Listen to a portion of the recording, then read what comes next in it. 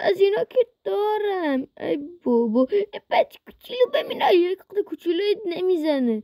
ای ببین کوچولو بیا نمیتونه بیاد بالا. بیا بمیر. ای بابا هیچی دراب نکرد.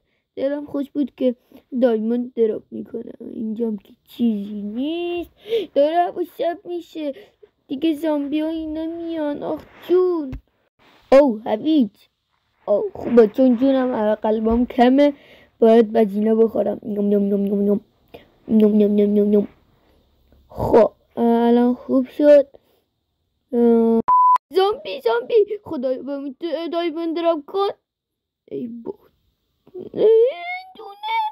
چی زد بریم فرار کنیم تا نمردیم. جونم هم کمه. عنکبوت. خب بریم بالا. خب چی؟ زامبیه کو؟ زامبیه غیب شد.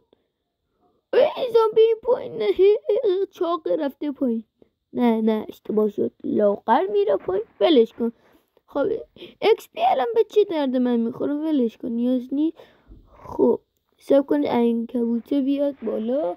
بیا یکم دیگه. بیا میتونه. بمیر. آی اشتباهی دستم خورد اون بر. بمیر. شلوار دایموندی. اما من دایموند میخوام. نه شلوار دایموندی. دایموند فقط. بده دیگه. واسه اینو بپوشیم. شدیم بابا بزرگ. بابا بزرگی. خب از اینا بکشیم. بمیر. دایموند دراب کن خدای با تو. خب از اینا ملت قفل کردن روی یه چیز. من یه چیز نمیخوام. اونو میاره. حالا کفش من نیاز ندارم. ببینیم این چی دراب کرد. چیزی دراب کرد یا نه. حالا ولش کن. خب هدست. اینجا چیه؟ ولش کن. خب یک موجودات دیگه نیست. ای بابا من گفتم که شب بشی عالم عنکبوت و اسکلت اینا باید بیان. چی دایموند؟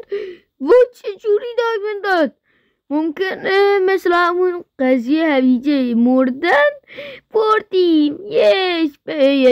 وسط خوشحالی من نیا. مثل همون هویجه که ممکنه کسی مرده باشه بعد دایموند داده. حالا چی؟ آره دایموند. لایک و سابسکرایب یادت نره. اگر نکنی شب میام تو خوابت.